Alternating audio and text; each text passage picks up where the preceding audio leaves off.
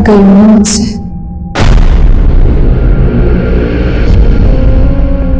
मैं भी थक गई हूँ खुद से। अब जीना नहीं चाहती मैं। मार दो मुझे। मेरी जिंदगी किसी काम की नहीं है रोजी। प्लीज मुझे इस नरक से मुक्ति दे दो।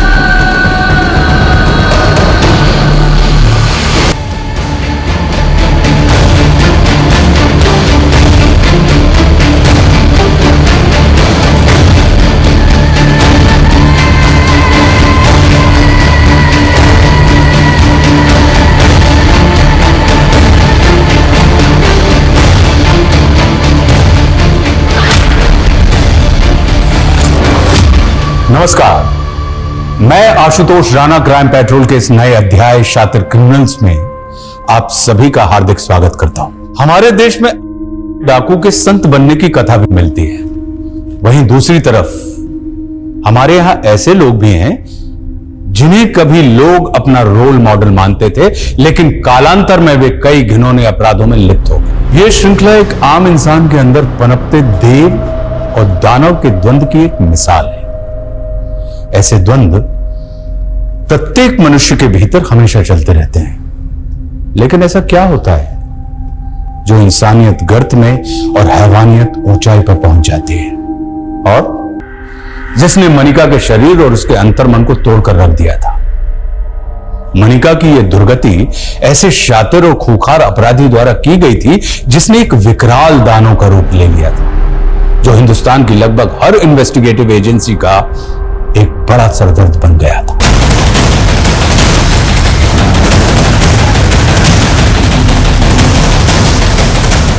देखिए, बम टाइमर पे 20 मिनट का वक्त नहीं है। अगर धमाका हुआ तो बहुत तबाही होगी, सो प्लीज हरी अप।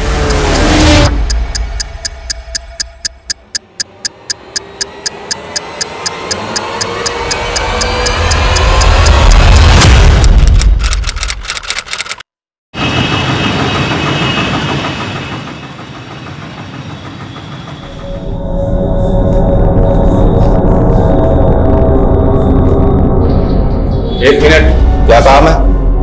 वो मुझे इस वार्ड के पेशेंट को इंजेक्शन देना है। लेकिन इस वार्ड में तो नर्स रोजी की ड्यूटी है। आप कौन? मैं मनिका। रोजी की तबीयत नहीं ठीक है तो मुझे इंजेक्शन देना होगा। ठीक है, जाइए।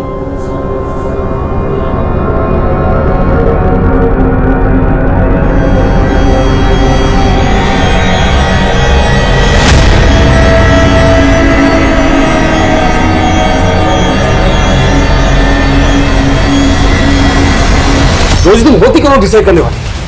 मुझसे बिना पूछे तुमने एक इंटर्न को इंजेक्शन देने के लिए भेज दिया? हाँ सर, मैं क्रिमिनल से बहुत डर गई थी सर। तो इंटर्न के इंजेक्शन देने से क्रिमिनल मर गया तो पुलिस को क्या जवाब देंगे हम? वो पहली वाली डर गई मेरे ऊपर से।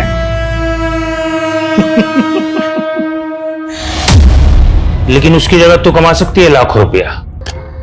बाजू दो अपना। क्या बाजू?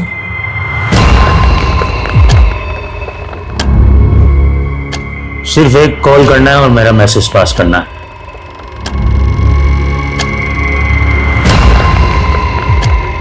लाखों रुपया, एक कॉल और लाखों रुपया। सोच ले। कॉल करके क्या मैसेज देना है? 12 तारीख को कपूरथला में बारिश आएगी, कहना अमरिंदर ने बोला है। ये कह रहे हैं कि एक नंबर पे कॉल करके कहना है कि 12 तारीख को कपूरथला में बारिश आएगी। मुझे लगता है कोई मैसेज पास कराना चाहते हैं। ज्यादा शायद समझ रही है क्या अपने आप को? मुझसे बात कर। बेटे, तेरे बारिश नहीं, अब बिजली गिरेगी। चिल्ला मत, चुपचाप सो जा। तुम जाओ।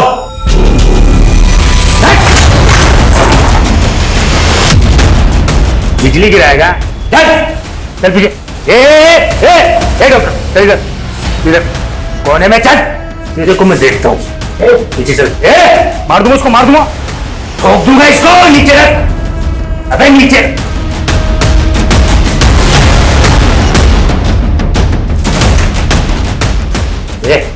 पीछे चल चल। हट चल, पीछे रहना, पीछे चल, चुपचाप चल। पीछे रह। अरे चल नीचे। तेरा ये रास्ता गलत है, छोड़ दे इसको। ठीक है, चल चुपचाप से चल चल चल चल चल चल चल जल्दी।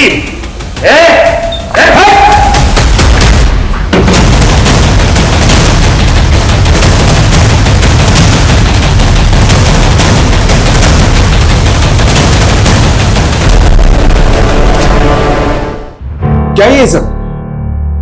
अगर तुम दोनों की वजह से आज वो क्रिमिनल खून खराबा कर देता तो?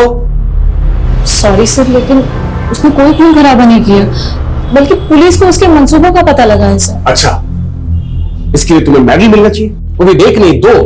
पहला मेडल उस क्रिमिनल के मंसूबे नाकामयाब करने का, और दूसरा मेडल पहली बार इंजेक्शन देने के लिए, राइट? नो सर, ये मैंने पहली बार इंजेक्शन नहीं दिया है, मैं इससे पहले 15 बार दे चुकी हूँ सर। क्या 15 इंजेक्शन तुमने दिए? जी। लेकिन तुमने कहा था कि ये तुम्हारी पहली जॉब है, राइट?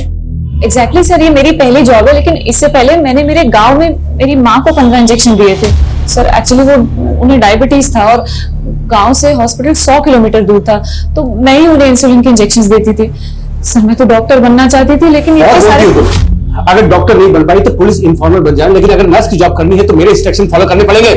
Now please leave.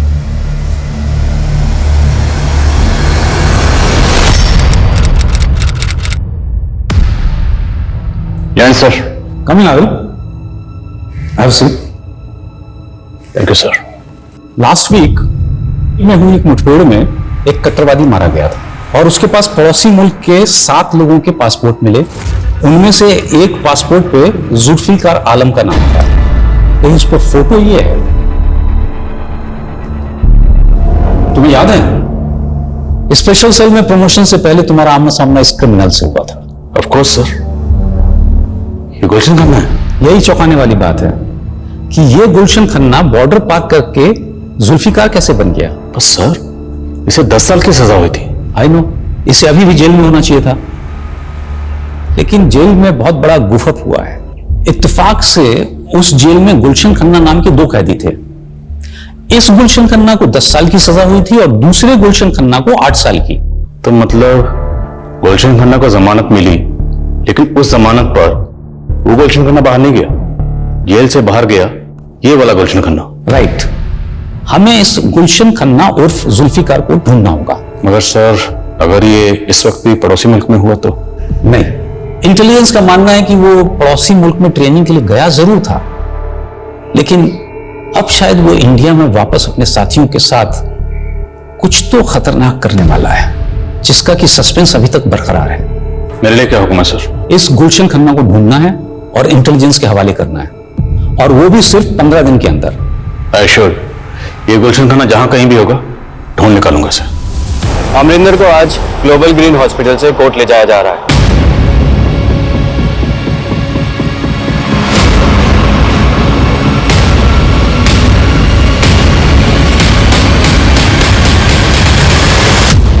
और ये आफत यहां से गई। मलिका, तुम मेरे कैबिन में आओ। तुम्हें लग रहा होगा कि मैं बहुत रूड हूं, हाँ? But I really appreciate you. तुम अपना काम बहुत ही मन लगा के कर रही हो। Thank you sir. Just call मी सचिन। अच्छा सुनो, मैं सोच रहा था कि कल से मैं नाइट हाउस में रहने वाला हूं। मैं चाहता हूं कि तुम अपना शिफ्ट टाइम चेंज कर लो। I want you to assist me. अच्छा, no if and but, doctor बनना चाहती हो तुम। I want to see your dedication. I can recommend you if I see some spark in you. Right? Okay, go. Okay sir. और वो कुछ recommend नहीं करने वाला तुझे, वो सिर्फ तुझ पे ट्राई मार रहा है। मतलब? अरे इतना भी नहीं समझती क्या? अरे he is trying to flirt with you. उस रोमियो से ना बच के रहना, समझी? चल।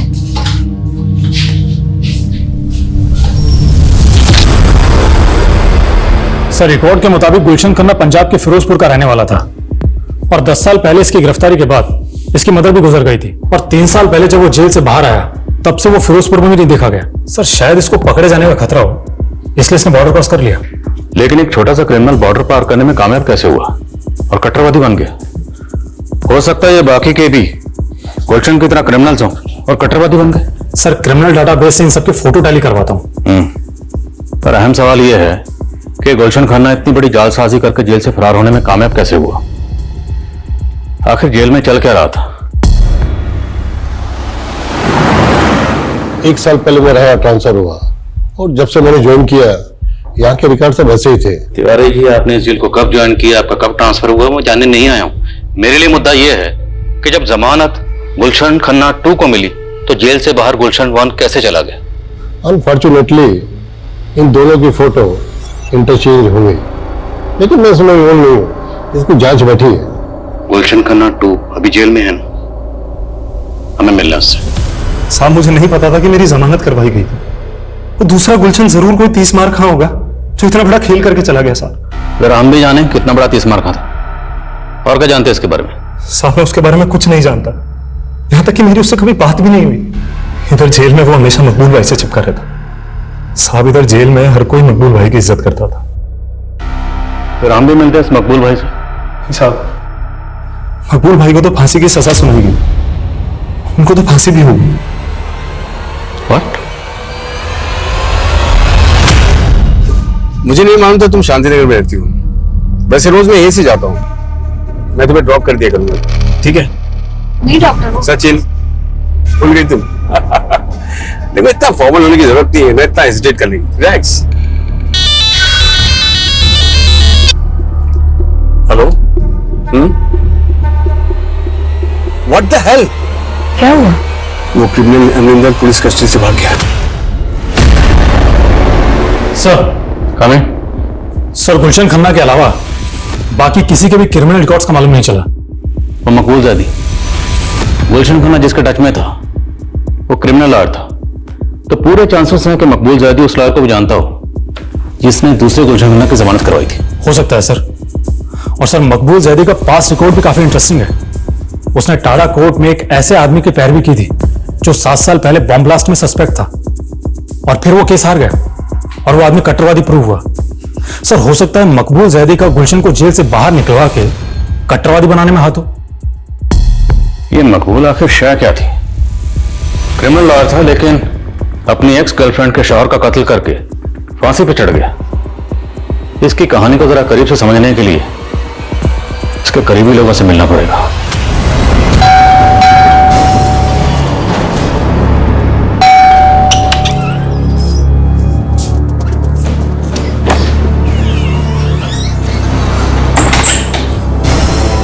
क्या हुआ? इतनी डरी हुई क्यों लग रही है?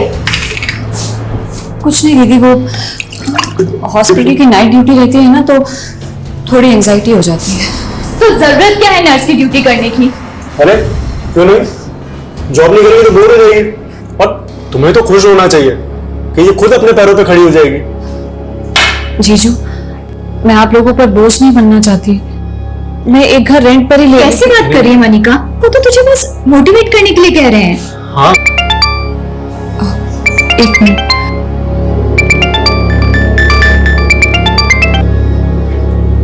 हाँ रोजी, मैंने तुझे कहा था आग से दूर रहने के लिए, लेकिन तू तो उसी के साथ खेलने लग गई। अब ना तेरा कुछ नहीं हो सकता, कोई नहीं बचा सकता तुझे। मेरे भी होश उड़े हुए हैं रोजी, कुछ समझ में नहीं आ रहा। जब से वो क्रिमिनल भाग गया है। अरे मैं उसकी बात नहीं कर रही, मैं डॉक्टर सचिन की बात कर रही हूँ। लगता है तूने उनका प्रपोजल एक्सेप्ट कर लिया, तभी उनके साथ कार में राइड कर रही थी। अरे वो उन्होंने ऐसे फोर्स किया ना मुझे कि मैं मना ही नहीं कर पाई। और तू जैसा सोच रही है ना, वैसा कुछ नहीं है। सर, मकबूल से मेरा रिश्ता भी पक्का हो गया था, लेकिन उसने उस कट्टरवादी के सपोर्ट में केस ले लिया। इससे मेरे घर वालों को लगा कि वो अच्छा आदमी नहीं है और हमारा रिश्ता तोड़ दिया गया। उसके बाद मेरा निकाह कहीं और हो गया, लेकिन मकबूल ने मेरे शौहर को भी मार डाला और जेल जाने के बाद भी लगातार फोन करके मुझे परेशान करता रहा। सर, मकबूल जेल जाने के बाद आपको फोन करता था? जी सर, सिर्फ फोन कॉल्स नहीं, मैसेजेस, ईमेल, ये सब भी किया करता था और कहता था कि जेल तोड़कर आ जाएगा और मुझे किडनैप कर लेगा। सर, जब तक उसे फांसी नहीं हुई ना, मैंने एक सांस चैन की नहीं ली सर। मकबूल आपको जिस नंबर से कॉल करता था और जिस ईमेल आईडी से मेल करता था, वो दोनों प्लीज लिखिए आप।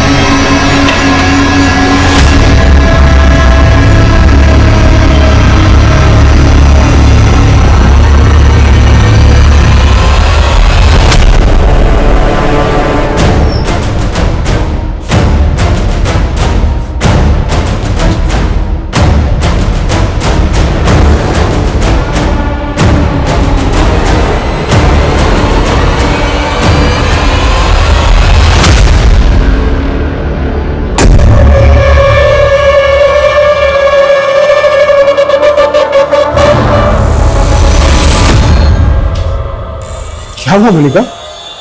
तुम इतनी डर क्यों गई? Are you alright? ठीक हो?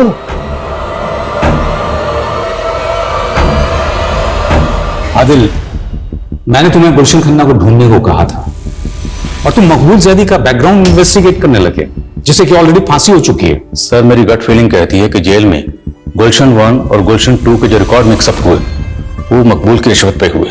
हालांकि मकबूल अब इस दुनिया में नहीं है, इसलिए उसका किया सामने लाना थोड़ा मुश्किल है।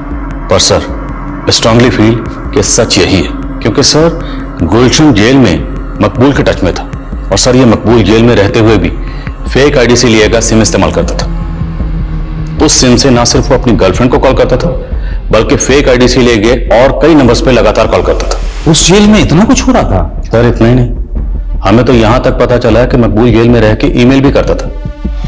जिस ईमेल आईडी का वो इस्तेमाल कर रहा था, साइबर टीम की मदद से हमने उसकी डिटेल्स निकलवाई। सर, आपको जानकर ताज्जुब होगा कि मकबूल के मरने के बाद भी वो ईमेल आईडी अभी भी एक्टिव है। सर, इनमें ज्यादातर ईमेल्स में तो ऊटपटांग शेरोशायरी लिखी गई, लेकिन ये जो आखिरी 2 ईमेल्स हैं ये वॉर करने लायक है। मैच पोस्टपोन नहीं होगा, प्लेयर्स को बोलो अच्छी तरह प्रैक्टिस करें। सर, आई थिंक ये कोई कोड लैंग्वेज है जिसके जरिए कोई इंस्ट्रक्शन पास ऑन की गई है। जिस आईडी से ये मेल आया वो ट्रेस हुआ? नहीं सर, अभी तक नहीं, लेकिन साइबर टीम कोशिश कर रही है। और सर, इस ईमेल के अगले दिन एक और ईमेल आया,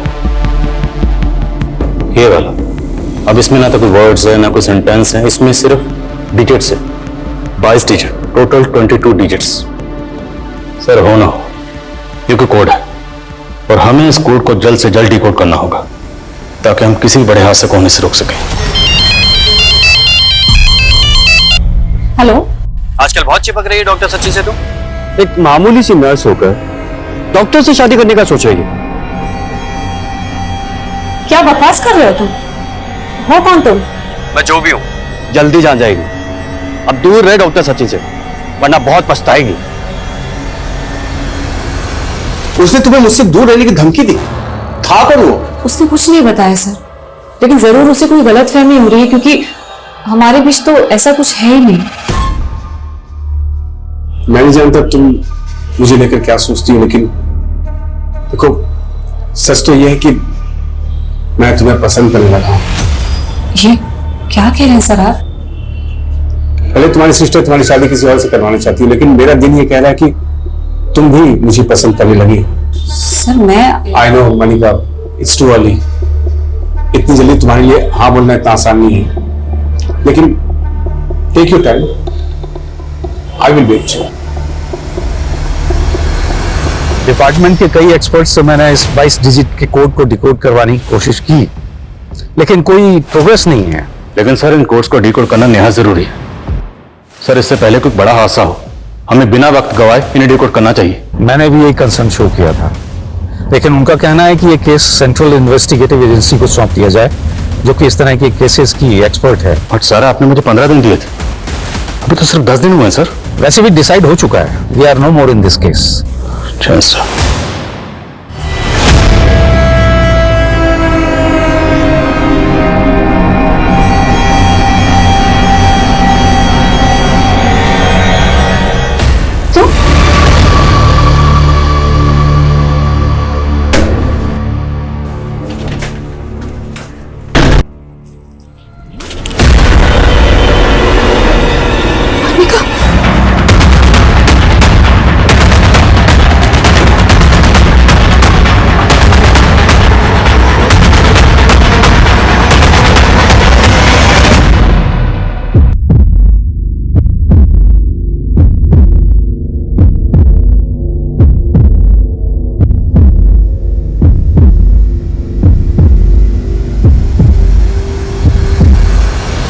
मनिका की हालत बहुत क्रिटिकल है sir.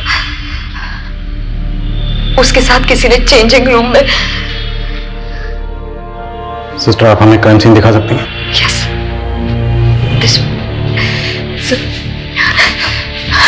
Don't touch, don't. Sister जी।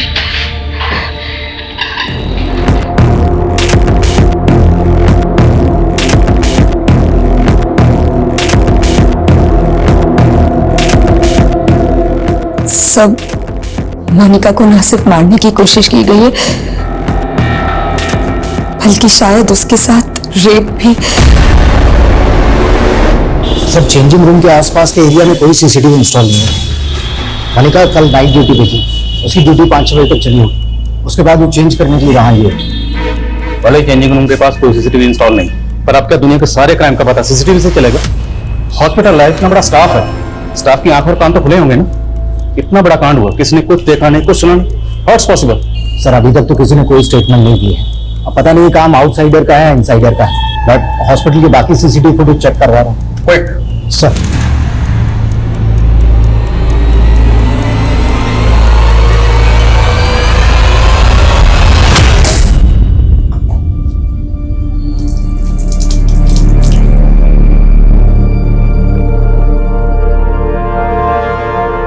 मनिका की हालत अब कैसी? मनिका के गले में एक चेन इतना टाइट बांधी गई थी कि उसके ब्रेन में ब्लड सप्लाई रुक गई और मनिका कोमा में चली गई। क्या मनिका का रेप भी किया गया था? नहीं सर, एक्चुअली वो मनिका को पीरियड से आया हुआ था। हो सकता है इस वजह से क्रिमिनल रुक गया हो, लेकिन रेप की कोई साइन नहीं है। अच्छा, हमें ये भी पता चला कि मनिका कल रात नाइट ड्यूटी पर आप ही के साथ थी।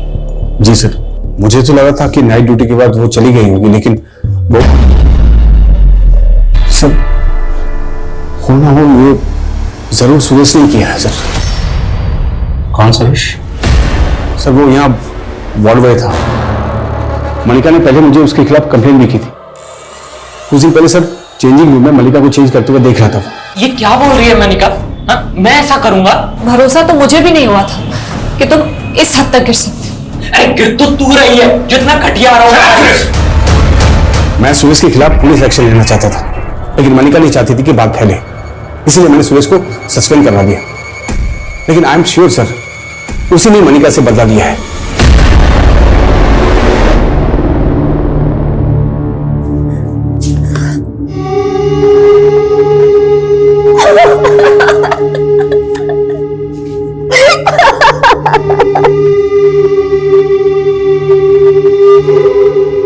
सर, मैंने कुछ नहीं किया सर। सर, मनिका को पहले भी गलतफहमी हुई थी सर, उसने मेरे ऊपर झूठे आरोप लगाए थे। तो इसी बात की खुंदक निकाली, तब जो नहीं कर पाया वो अब कर दिया। सच कह रहा हूं सर, मैंने कुछ नहीं किया। संदीप। सर, सर सुनो सर। अगर मनिका का उस वार्ड बॉय से कुछ भी इशू था तो उसने इस बारे में आपसे तो जिक्र किया होगा? नहीं सर, उसने कुछ नहीं बताया, लेकिन वो काफी दिनों से कुछ डरी डरी सी रहती थी। किस वजह से डरी हुई थी? सर, इस बारे में उसने कुछ नहीं बताया, पर वो नाइट ड्यूटी में बिल्कुल कंफर्टेबल नहीं थी। अच्छा, मनिका के कानों में जो इयररिंग्स थे, मनिका किस तरह के इयररिंग्स पहनती थी? सर, मनिका तो सोने के रिंग्स पहनती थी और हाथों में सर सोने की चूड़ियां पहनती थी। ये देखिए सर।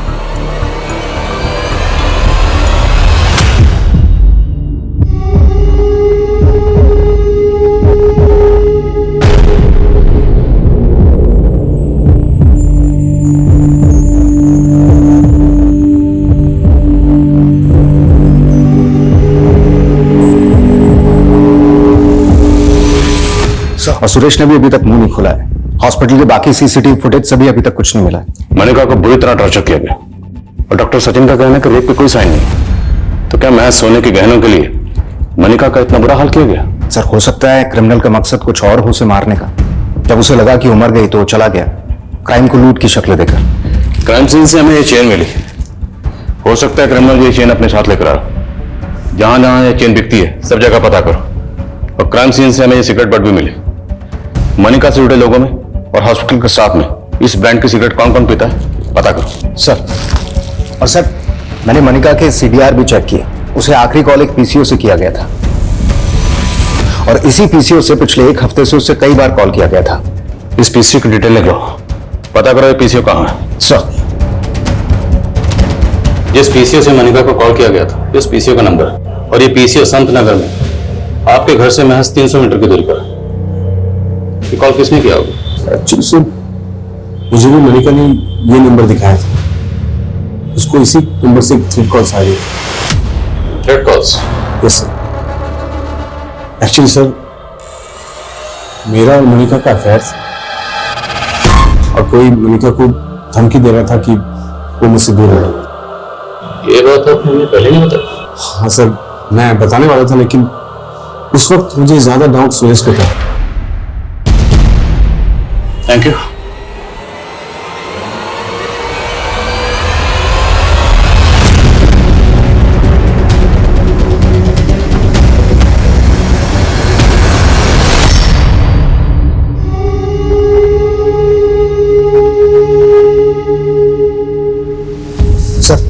वैशाली पुलिस को जब मनिका के साथ हुए क्राइम के बारे में पता चला तो उन्होंने मुझे कुछ अपडेट दी।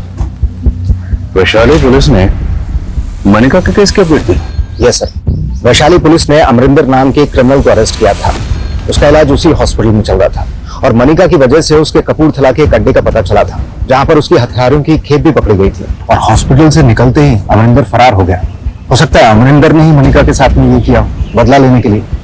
अमरिंदर गैंग की डिटेल निकालो और पता करो जिस दिन ये क्राइम हुआ उस दिन हॉस्पिटल में या हॉस्पिटल के आसपास के एरिया में उसके गैंग का कोई आदमी दिखा था क्या? सर,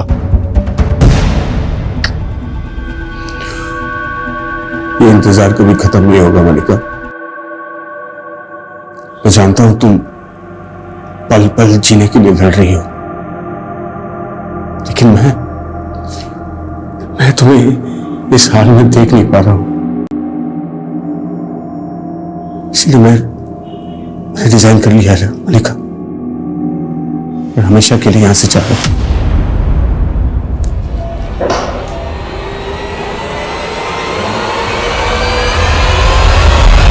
जी sir. Sir, all update. Jain sir, उस तरह की चेन ज्यादातर हार्डवेयर स्टोर पे मिलती है, लेकिन उस जरिए से भी कोई लीड नहीं मिला है और उस ब्रांड का सिगरेट भी काफी कॉमन है। काफी लोग वो सिगरेट पीते हैं। अमरिंदर गैंग की कुछ डिटेल? सर, फरार होने के बाद रिसेंटली उसने गन के साथ में अपनी एक फोटो सोशल मीडिया पर अपलोड की है। आए दिन फेक आईडी से अपनी इस तरीके की फोटोज अपलोड करता रहता है। सर, हॉस्पिटल से मनिका की हेल्थ रिपोर्ट आ गई है। हॉस्पिटल वालों का कहना है कि मनिका ने रिएक्ट करना भी बंद कर दिया। अब कहना मुश्किल है कि वो कोमा से बाहर कब तक आएगी। सच बहुत डरावना है। ये पल पल मुझे डरा रहा है, पर मैं बेजुबान नहीं रहना चाहती। मैं बोलना चाहती हूँ, आंखें खोल के फिर से इस दुनिया को देखना चाहती हूँ, लेकिन कब? मनिका को कोमा में गए 2 महीने से ज्यादा गुजर चुके थे, लेकिन मनिका को उस हाल में किसने पहुंचाया होगा यह अब भी राज बना हुआ था। पुलिस सोच रही थी कि मनिका की गवाही इस केस को लीड देगी, लेकिन मनिका के रिकवर करने या स्वस्थ होने की संभावना दिन प्रतिदिन खत्म होती जा रही थी कि तभी अचानक मीडिया इस केस को एक चौंका देने वाला एंगल देने लगी। इस क्राइम को लेकर मीडिया में ज्यादा कोई हरकत नहीं थी, लेकिन मैं आज इस केस से जुड़े कई रहस्य उजागर करने वाली हूँ। ग्लोबल ग्रीन हॉस्पिटल की नर्स, जिसे उसके ही हॉस्पिटल के चेंजिंग रूम में उसे मारने की कोशिश की गई, उसके साथ हुए असल गुनाह की सच्चाई छिपाई जा रही है। हमारे हाथ क्राइम सीन के कुछ ऐसे फोटोज लगे हैं जो चौंकाने वाले हैं। इन फोटोज में विक्टिम की लोअर बॉडी पे कोई कपड़ा नहीं था, तो जाहिर करता है कि शायद उसके साथ रेप भी किया गया होगा। तो क्या असलियत दबाई जा रही है? ये क्राइम सीन के फोटोग्राफ्स मीडिया के हाथ कैसे लगे? सर, हमारी टीम से ऐसी गलती नहीं हो सकती। तो फिर ये फोटोग्राफ मीडिया में लीक कैसे हो गए? ध्यान रहे कि मेरा नाम लीक ना हो, किसी को ये नहीं पता चलना चाहिए कि वो फोटोज मैंने आपको दिए। डोंट वरी रोजी, लेकिन सच बाहर आकर ही रहेगा कि मनिका का रेप हुआ था। बट आर यू श्योर कि डॉक्टर सचिन मनिका की रेप की सच्चाई छिपा रहा है? सर, डॉक्टर सचिन ने हॉस्पिटल से रिजाइन कर दिया है। वो कल रात ही यहाँ से इंदौर चला गया है और हॉस्पिटल के एक एम्बुलेंस ड्राइवर का फोन भी कल रात से बंद आ रहा है। ये उन 16 लोगों में से एक है जो उसी ब्रांड की सिगरेट पीते हैं। कौन है एम्बुलेंस ड्राइवर? सर, ये गुलशन खन्ना। वो जयपुर में जहाँ रहता है वो घर बंद है और हॉस्पिटल रिकॉर्ड्स में इसका नेटिव एड्रेस पंजाब के फिरोजपुर का है। गुलशन खन्ना।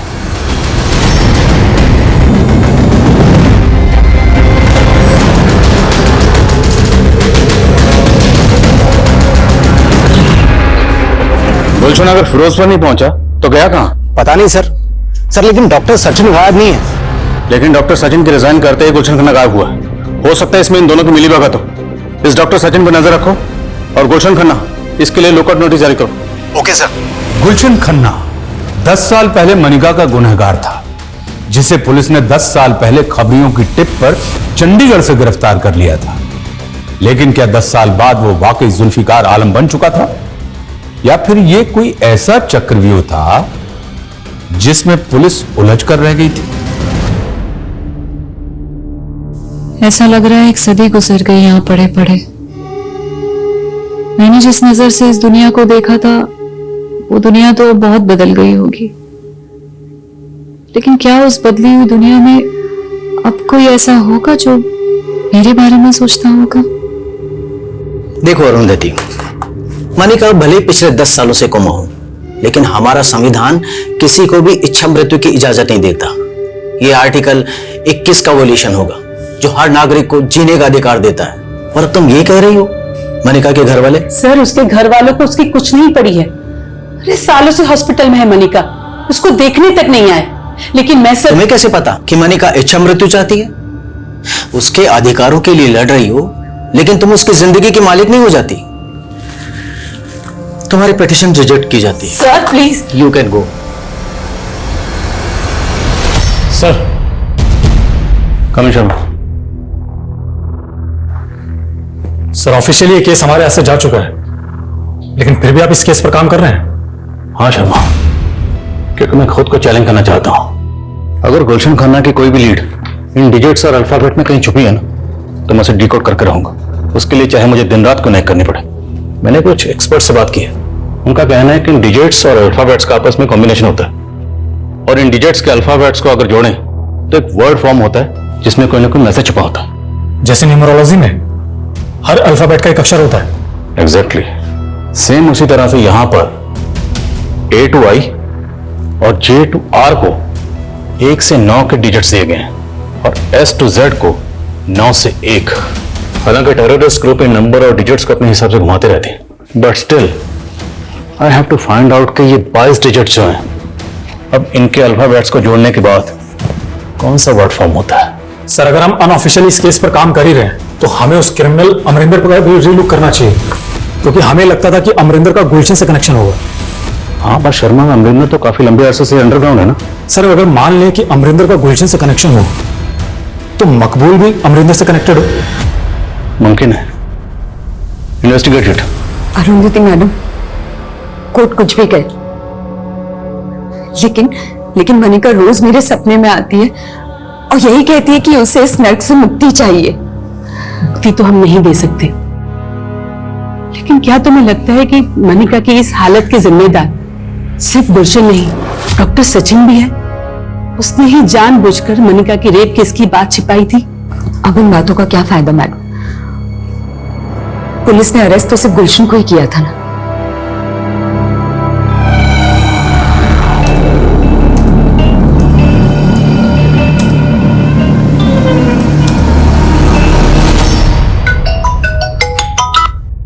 बोला शर्मा। सर, मैं अमरिंदर की इंफॉर्मेशन कलेक्ट करने के लिए उसके होम टाउन गंगानगर आया हुआ था। सर, मुझे गंगानगर पुलिस स्टेशन से 3 साल पहले हुए 2 बहनों के रेप केस के बारे में पता चला है, जिनकी लाशें पेड़ पे लटकी हुई मिली थी। और इसका हमारे केस से कोई ताल्लुक? सर, कनेक्शन है। इस रेप केस के एक विटनेस ने उन दोनों बहनों के साथ एक अज्ञात आदमी को देखा था। उसका स्केच भी बना था, और वो स्केच गुलशन खन्ना के चेहरे से मैच करता है। सर ये रेप केस उसी दौरान सामने आया जब गुलशन खन्ना जेल से फरार हुआ था। मतलब जेल से फरार होने के बाद गुलशन खन्ना ने गंगानगर में 2 लड़कियों का रेप और कत्ल किया। जी सर।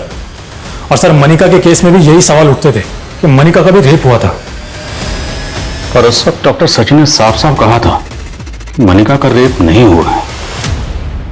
मेरे साथ हुए गुनाहों के राज रोज मेरे अंदर मर रहे हैं और कोई नहीं जानता मैं क्या चाहती हूँ, जिंदगी या मौत।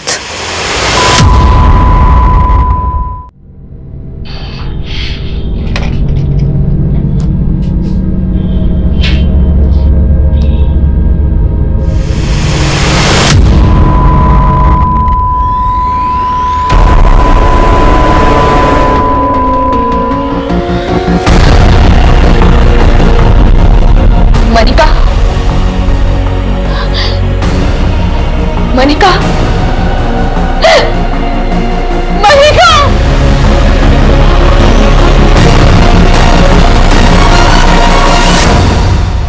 मनिका के लिए की जा रही इच्छा मृत्यु की फरियाद अदालत लगातार अस्वीकार करती जा रही थी, लेकिन 10 साल से मनिका के अंतर मन में चलती आ रही उसके दर्द की पुकार कुदरत ने ऐसे सुनी कि उसे एक खामोश मौत का फैसला सुना दिया। लेकिन मनिका मरने के बाद भी मीडिया के लिए जिंदा हो गई। मुद्दा फिर से गर्म होने लगा और यह सवाल दोबारा उठने लगे कि क्या उसका 10 साल पहले रेप भी हुआ था। और जब यह जग जाहिर हो गया कि मनिका का गुनहगार गुलशन खन्ना जेल से फरार है, तो पुलिस चारों तरफ दबावों से घिर गई। सर हम गुलशन खन्ना का तो अभी तक पता नहीं लगा पाए, पर मुझे लगता है कि जो 22 डिजिट का कोड था वो मैंने डिकोड कर लिया है। तुमने डिकोड कर लिया? Yes sir. सर इस कोड में ये जो टोटल अल्फाबेट्स हैं उनको इस तरह से डिजाइन किया गया है, A to I और J to R, इन्हें 9 से 1 के डिसेंडिंग नंबर्स दिए गए और S to Z इनको 9 से 2 के डिसेंडिंग नंबर्स दिए गए। और सर इन अल्फाबेट्स को जोड़ने के बाद जो पॉसिबल वर्ड सामने आया है वो है सर इमानुद्दीन चौक। और ये जो बचे हुए डिजिट्स हैं इनके कोई अल्फाबेट बन के कोई वर्ड नहीं बनता? नहीं सर, पर सर गौर करने वाली बात है, अगर हम इन डिजिट्स को गौर से देखें और इनको डिवाइड करें sir this way 15/06/1630, it could be sir 15 जून 1630। 15 जून मतलब कल सर।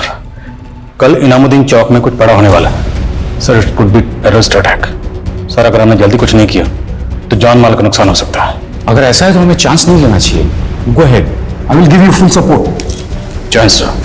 जय। सर क्या स्टेटस? सर सुबह से नजर बनाए हुए हैं, लेकिन कुछ भी समझ में नहीं आ रहा है। 4 बज गए, आधा घंटा बाकी, रिस्क नहीं ले सकते। मार्केट खाली करो सर। ओ भाई भाई देख के चल। अरे भैया आपकी चाबी। हेलो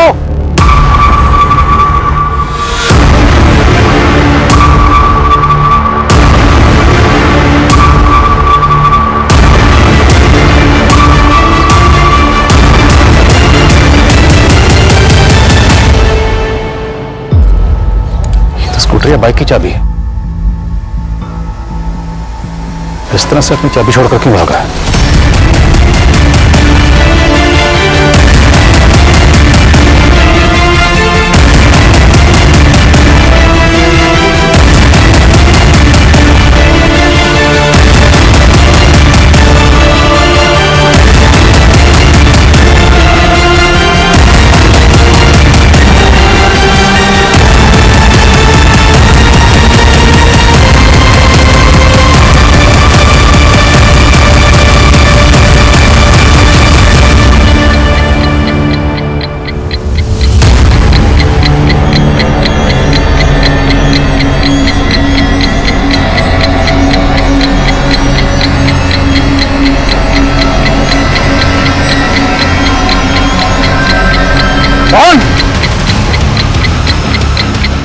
बॉम्बे आइए। तुरंत बम स्क्वाड को फोन करो और पूरा इलाका खाली करो।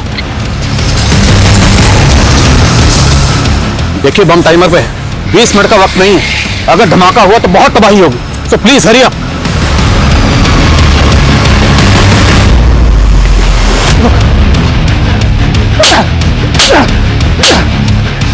बाकी ग्रुप के लोग कहां इधर हैं? हाँ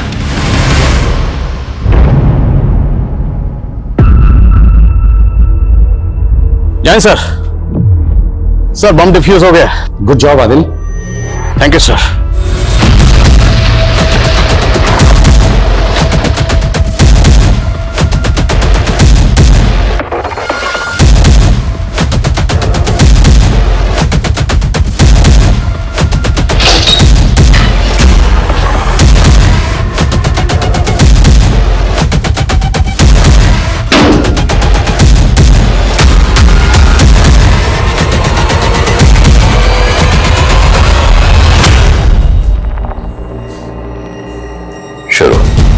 जेल में मेरी मकबूल भाई से दोस्ती हुई थी। उन्हीं के जान पहचान वालों के जरिए उन्होंने मुझे जेल से बाहर निकलवाया था। उनकी बहुत चलती थी जेल में। उन्हीं का प्लान था कि दूसरे गुलशन की बेल करवाकर उसकी जगह मैं जेल से बाहर निकल जाऊं। मकबूल जैदी को फांसी की सजा हुई थी, इसलिए उसको जमानत मिलना मुश्किल थी। इसीलिए उसने इस मिशन पर अपनी जगह तुझे भेजा। हाँ साहब, मैं जेल से सजा काटकर बाहर निकलता भी तो मुझे कोई नहीं पूछता, और यहाँ मुझे एक नई पहचान, एक नई जिंदगी मिल रही थी।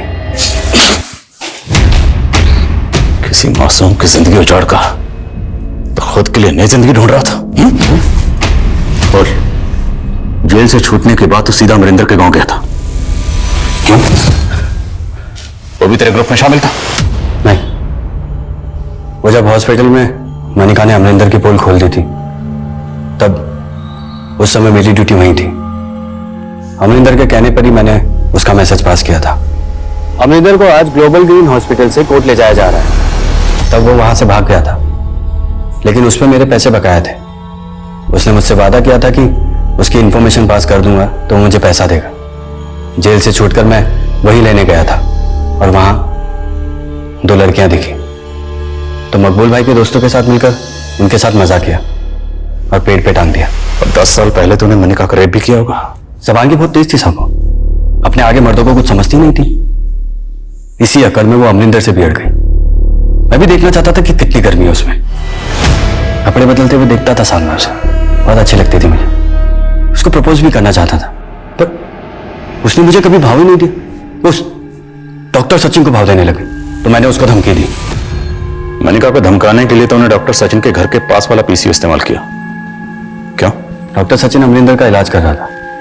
पहले भी अमरिंदर का मैसेज पास किया था उस पीसीओ से मैंने, ताकि अगर बात खुले तो सारा शक डॉक्टर सचिन पे जाए। और फिर बाद में मनिका को भी उसी पीसीओ से फोन करके धमकी दी, लेकिन वो नहीं मानी। तो उस दिन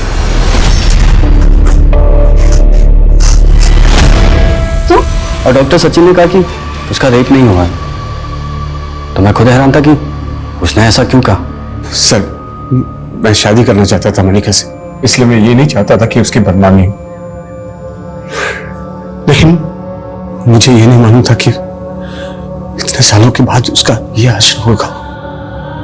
जब भी किसी गुनाह को छिपाया जाता है तो उसका परिणाम हमारे समाज के लिए बहुत घातक होता है। डॉक्टर सचिन ने मनिका के रेप का राज जिस भी मकसद से छुपाया, लेकिन पुलिस ने भी तब मनिका के सेकंड मेडिकल टेस्ट के बारे में नहीं सोचा, जो कहीं ना कहीं इस गुनाह की दस्तक को नजरअंदाज करने जैसा था। अगर ऐसा ना होता तो गुलशन पे कई गंभीर धाराएं लगती और उस दशा में शायद वो ऐसे भागने में सफल नहीं होता। लेकिन ये चूक इतनी भारी पड़ी कि उसके द्वारा ना सिर्फ 2 और मासूमों का रेप और मर्डर किया गया, बल्कि वो राष्ट्रीय सुरक्षा के लिए खतरा बन गया। ऐसे आपराधिक तत्वों से हमें हमेशा चौकन्ना रहना चाहिए, क्योंकि किसी के चेहरे से उसकी मंशा का आभास कर पाना आसान नहीं होता। गुनाहों के सबब ही उससे सबक लेने की मिसाल बनते हैं, और किसी एक की आपबीती हमेशा दूसरे को सतर्क करती है। हमें विचार करना चाहिए कि एक स्वस्थ समाज को विकसित करने के लिए हम अपनी तरफ से क्या पहल कर रहे हैं। अब मैं आशुतोष राणा आपसे लेता हूं विदा। कल फिर मिलेंगे एक ऐसी ही कहानी के साथ जो आपको रखेगी सतर्क और जिंदगी को सुरक्षित। तब तक अपना और अपने परिवार का ख्याल रखिए और देखते रहिए क्राइम पेट्रोल सतर्क। जय हिंद। नमस्कार, मैं आशुतोष राणा क्राइम पेट्रोल सतर्क के नए अध्याय शातिर क्रिमिनल्स में आप सभी का हार्दिक स्वागत करता हूं।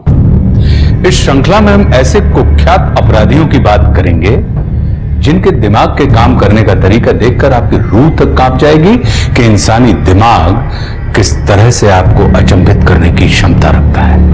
पावर इस दुनिया का सबसे बड़ा नशा है, लेकिन क्या पावर किसी का सगा होता है? जवाब है नहीं। और इसका सबसे बड़ा उदाहरण है भस्मासुर। आप सभी जानते हैं कि भस्मासुर यदि किसी के सर पर हाथ रख देता था तो वो भस्म हो जाता था। हुआ क्या? एक दिन उसके ही पावर ने उसे ही भस्म कर दिया।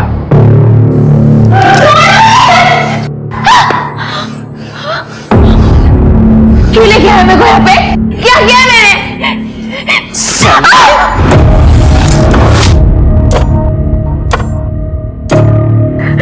तेरे को बोली थी ना मैं, मेरे बेटे से लगन लगा ले, लेकिन तेरे को तो बहुत चर्बी चढ़ी है ना।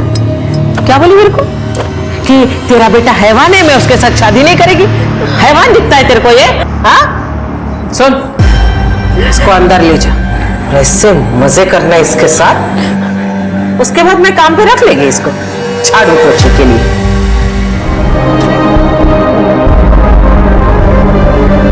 तुमने मेरे साथ किया है, किस्मत दुबई तुम लोगों के साथ करेगी, खत्म हो जाएगा परिवार। हाय है मेरे हाय। मंजीरी। हाँ सर। गने का है? पता नहीं। तेरे को कभी कुछ पता होता भी है? हाँ? बाबा, पता कर गने का है, वरना सुबह शहर मेरे को उसके बिना ही जाना पड़ेगा। जय सर। चल बाहर निकल, चल।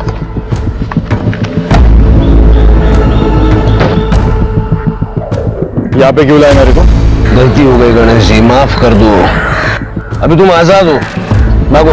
मला माहिती है, जैसे ही मैं भागना शुरू करूंगा तुम लोग मुझे पीठ पर गोली मारो। हमारे हाथ में हथियार दिख रहे हैं क्या? पीठ पे गोली नहीं मारते हम लोग। अब विचार बदले, उसके पहले निकल।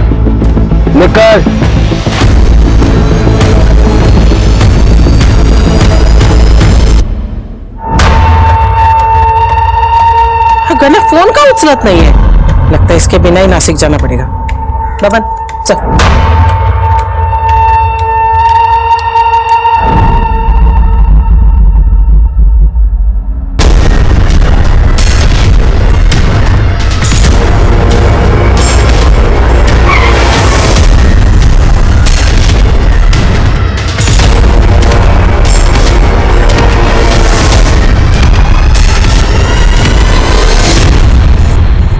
कहा था ना, पीठ पे गोली नहीं मारेंगे। लोकल पुलिस को बता दो कि एनकाउंटर हो गया है। सर।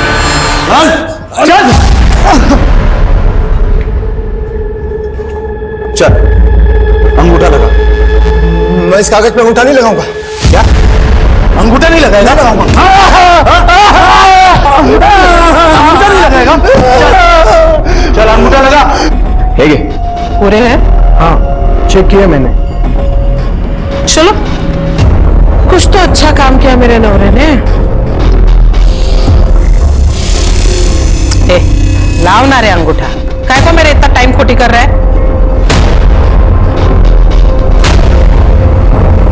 मैं अंगूठा नहीं लगाऊंगा।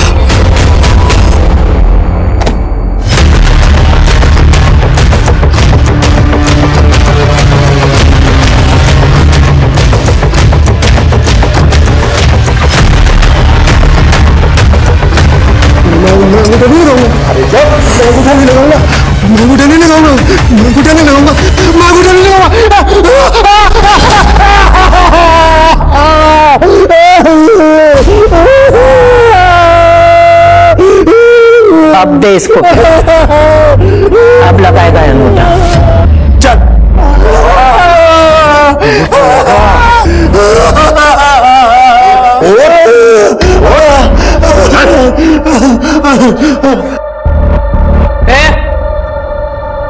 मारा। जी आई साहब।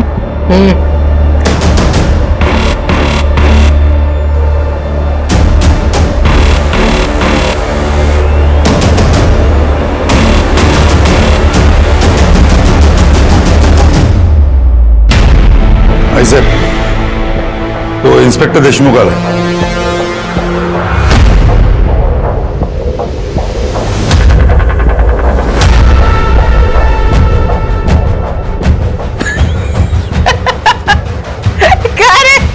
थोबड़ा क्यों लटका हुआ है? बाइको ने मारा। तोड़वा यार। आगे से वो गणेश, उसका एनकाउंटर हुआ है।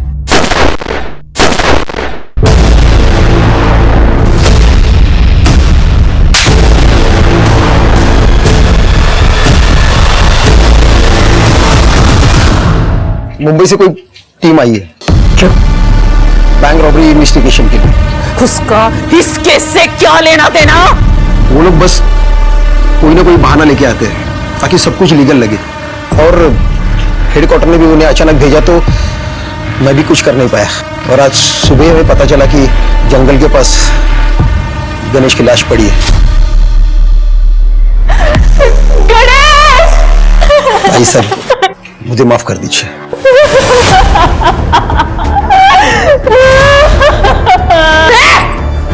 बंद कर तेरा रोना धोना।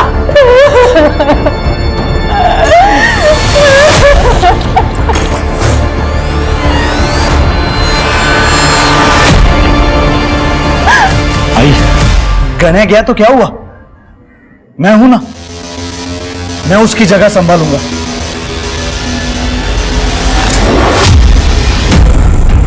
मैं वो सब कुछ करूंगा जो गणा करता था, बल्कि उससे भी अच्छा करूंगा। आई,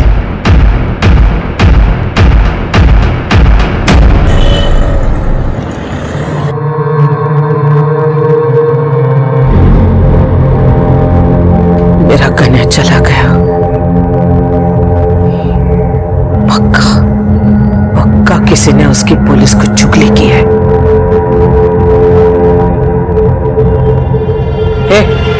इकड़े,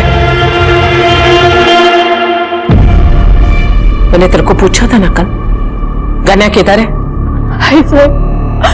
आपको पता है ना, वो मुझे कभी बता के नहीं जाता था।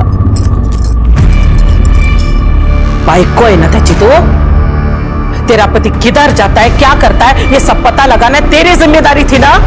हाँ बाबा, पता लगा उस गद्दार का।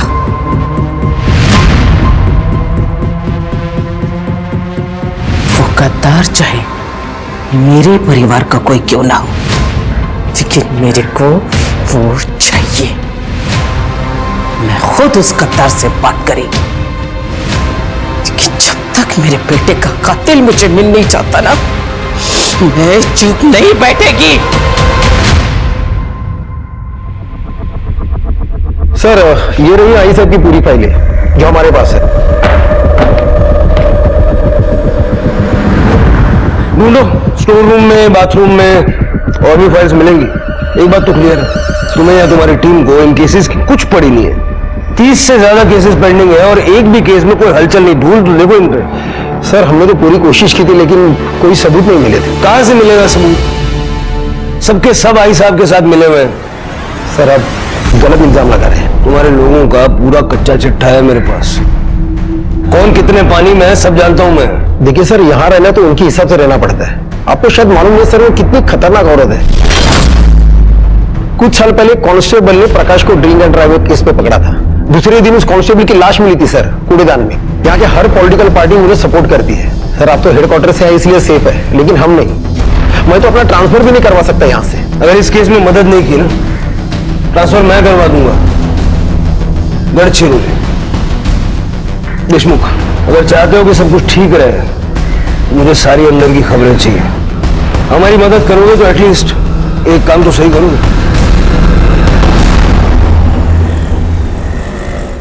अरे ये देखो, आई साहब की इनलीगल धंधों की लिस्ट है, देखो। मेरे साथ तो साक्षात हुआ था। मेरी जमीन जबरदस्ती हड़प ली इन लोगों ने। हाँ, और मेरा घर और दुकान दोनों हड़प लिया है। अरे मैं रास्ते पर आ गया हूँ। ये तो अच्छा हुआ कि पुलिस वाले मुंबई से आ गए और इन सब बातों का खुलासा हुआ। अब ऐसा लगता है कि इस औरत के जुर्म से हमें मुक्ति मिलेगी। लेकिन जिसने भी ये आर्टिकल लिखा है वो साहसी रिपोर्टर है कौन?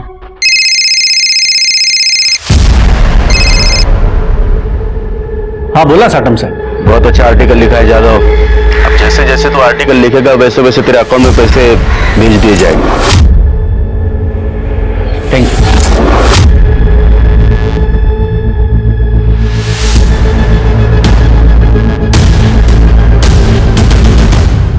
अरुण, अरुण, ये सब क्या है? ऐसा क्यों किया तुमने? तुम्हें दशक में रहना है कि नहीं? ना तुम टेंशन मत लो। हाँ, रिलैक्स, बैठो। देखो मीना, ज्यादा टेंशन तुम्हारी सेहत के लिए, हमारे बच्चे के लिए अच्छा नहीं है। मुंबई से जो टीम आई है ना, वो तो आई साहब को सबक सिखाने के लिए आई है। गणेश का काम तो हो गया, बाकी लोगों की बारी है। इसीलिए तो मैंने आर्टिकल लिखा है। तुम्हें क्या लगता है आई साहब ये सब सुन के लेगी? हाँ, और फिर भी तुमने साटम से भी डील कर ली। मीना, मुझे पता है बहुत जल्द हमारा बच्चा इस दुनिया में आने वाला है। उसका खाना, दवाइयाँ, मेडिकल, स्कूल, सबका खर्चा होने वाला है। ये सब मैं उसी के लिए कर रहा हूँ। सब कुछ ठीक होगा। भगवान करे ऐसा ही हो।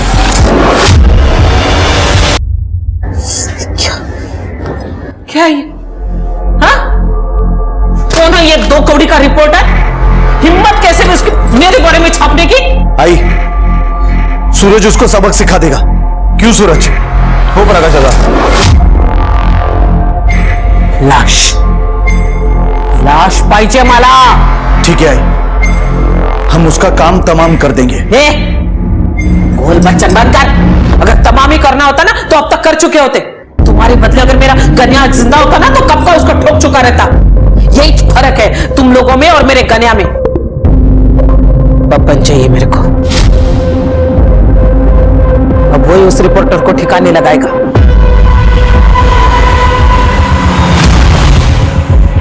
चल बाहर आ।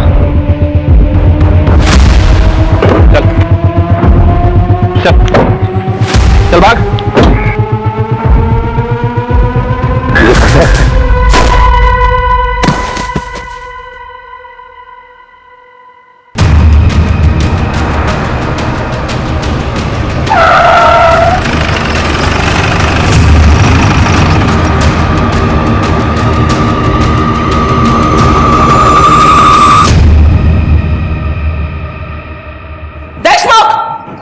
मुंबई के हीरो लोग, हाँ?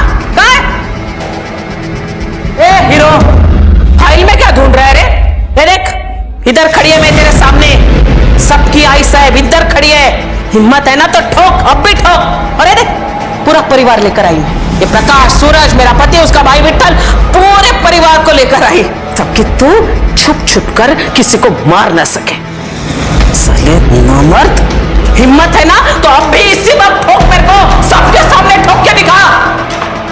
अच्छा परब, ये गोलियां जो हमें मिलती है ना, ये सरकारी होती है।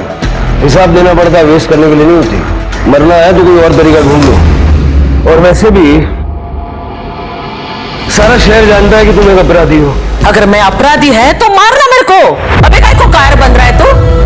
एक बात याद रख, अगर मेरे घर के किसी भी सदस्य को तूने हाथ भी लगाया ना तो यह साला साथ दशक जल उठेगा और हर एक की मौत का जिम्मेदार तू खुद होगा। अगर तू चाहता है ना कि ये सब ना हो तो अपना बोरा बिस्तर बांध और निकल मुंबई।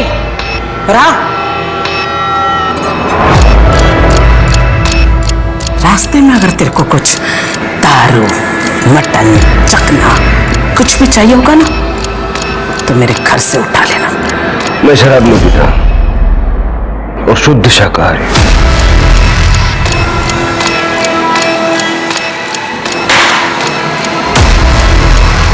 चला रे।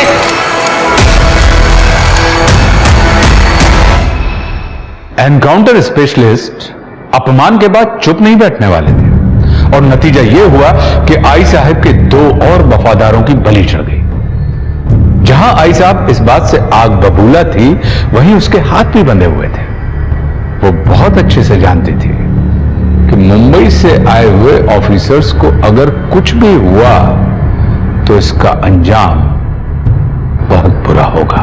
इसका नतीजा यह हुआ कि नासिक दशक की जनता का आत्मविश्वास बढ़ने लगा और उनमें से कईयों ने आई साहब के फरमान को मानने से इनकार करना भी शुरू कर दिया था। वहीं अरुण यादव ने आई साहब के काले कारनामों को उजागर करने वाले कई और सारे आर्टिकल्स लिखे और उन लेखों में अरुण ने मुंबई पुलिस की प्रशंसा भी की, जिससे आम जनता का मनोबल बढ़ गया। लेकिन आई साहब जानती थी कि अब उसे मुंबई पुलिस के आगे कुछ ऐसा करना होगा जिससे यह साबित हो सके कि नासिक दशक की असली मालकिन आज भी वही है।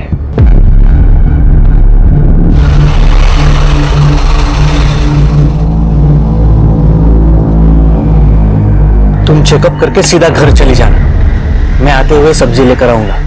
आते वक्त आम का अचार भी लाना, खाने का बड़ा मन कर रहा है। सगळे काही आणतो बायको। Bye bye. सब बाइक पे 2 आदमी थे जिन्होंने अरुण को गोली मारी। सबसे पूछताछ की पर किसी ने बताया नहीं।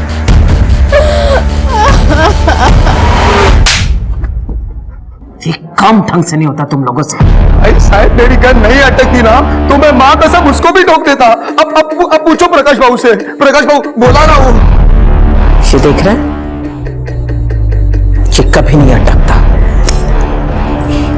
साहेब नाही, आई साहेब नाही, नाही आई साहेब नाही, प्लीज मला एक चान्स द्या, मी करून दाखवतो तुम्हाला, प्लीज आई साहेब नाही, नाही एक। अगर तो मेरा भतीजा नहीं होता ना तो अब तक तेरी उंगलियां उड़ चुकी होती। देशमुख, अब एक और गलती नहीं, एक कहीं वाईट बातमी मला ऐकायला नाही आली पाहिजे। ये अच्छी बात नहीं हो सकती आई साहब। मीना ने किसी का नाम लेने से इनकार कर दिया, लेकिन उसने कहा है कि मेरे बच्चे को इस दुनिया में आने का मौका दीजिए प्लीज। फिर आप जो कहेंगे वो मैं करूंगी।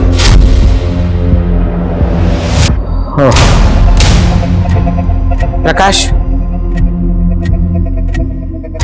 अगर इस वक्त खन्या होता तो वो क्या करता है ऐसे में?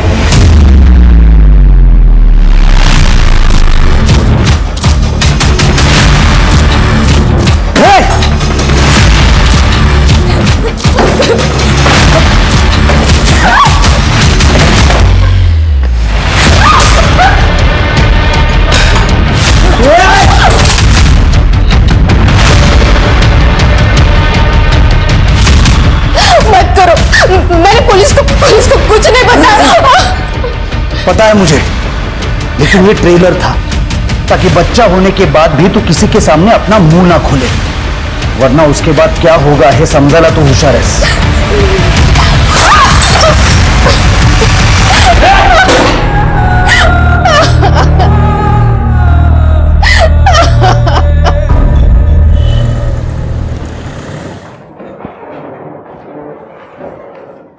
सर आपने बुलाया था? हाँ देशमुख साहब, इसमें लिखा है कि आशा परब के 3 बेटे हैं, गणेश, प्रकाश और अतुल, लेकिन अतुल का नाम कहीं मेंशन नहीं है। सर ये अतुल थोड़ा अलग दिमाग का आदमी है और वो रहता भी अलग से है। अलग से 2 नंबर का धंधा करता है? नहीं सर, इसके उल्टा अतुल दरअसल एक आदर्शवादी, नेक और अच्छा इंसान है और यही उसकी प्रॉब्लम है।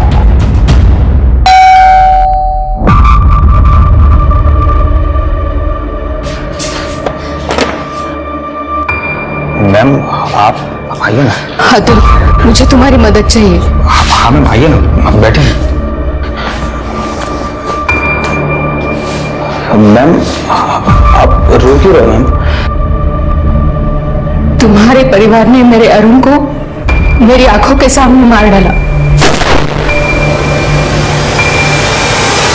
किस्मत से मैं बच गई। शायद भगवान चाहते थे कि मैं मेरे बच्चे को जन्म दे सकूं, पर तुम्हारे भाई ने मुझे और मेरे बच्चे को मारने की धमकी दी है। मैम आप मुझे बताओ मैं क्या कर सकता हूँ। मुझे और मेरे बच्चे को अपने परिवार से बचाओ।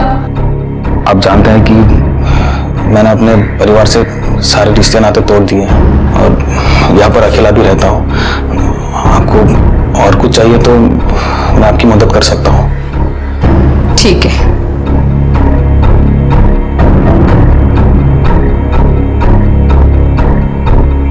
याद है तुम्हें अतुल, जब तुम 12th क्लास में थे और पूरे डिस्ट्रिक्ट में फर्स्ट आए थे, तुम्हें गोल्ड मेडल मिला था जिसे तुम मुझे डेडिकेट करना चाहते थे। तुम मुझे गुरु दक्षिणा भी देना चाहते थे, लेकिन मैंने कहा कि मैं समय आने पर तुमसे मांग लूंगी। हाँ मुझे याद है। अब वो समय आ गया है अतुल। मुझे और मेरे बच्चे को अपने परिवार से बचा लो अतुल। यही मेरी गुरु दक्षिणा है।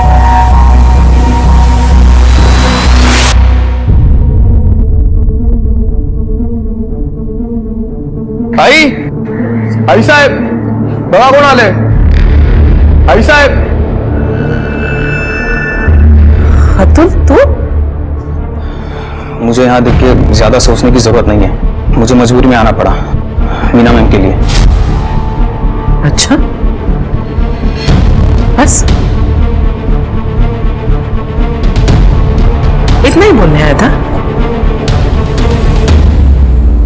20 साल रहा तू हमारे साथ, लेकिन बात किसके लिए करने आया? उस औरत के लिए जिसके पति की वजह से तेरे भाई को, मेरे गन्या को पुलिस ने ठोका। क्योंकि आप लोगों के कर्म ही ऐसे हैं। देखिए मुझे है ना आप लोगों की बातों में पड़ना नहीं है और उनसे मेहरबानी करके दूर रहिए, वरना वरना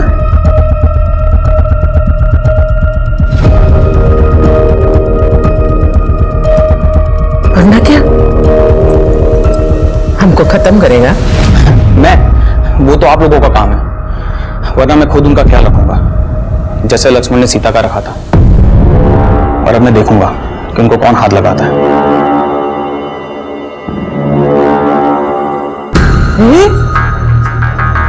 हा कसा माझ्या पोटी जन्माला आला? इसमें तो मेरा एक खून का कतरा भी नहीं है रे। तुम चार गेलाय तो इसीलिए ना वो तुम्हारी तरह नपुंसक निकला।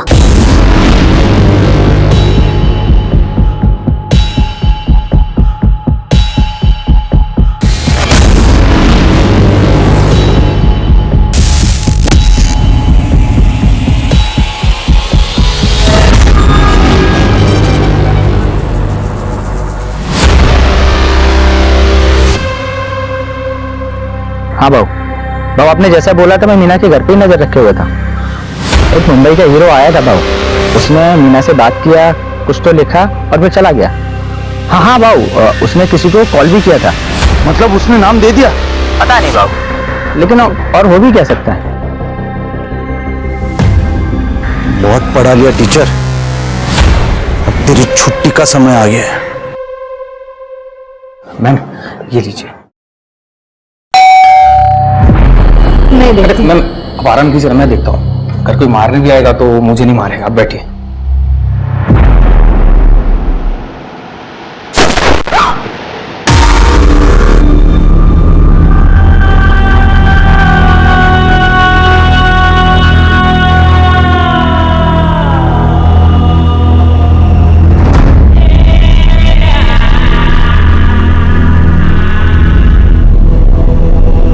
मेरा बच्चा किसने मारा?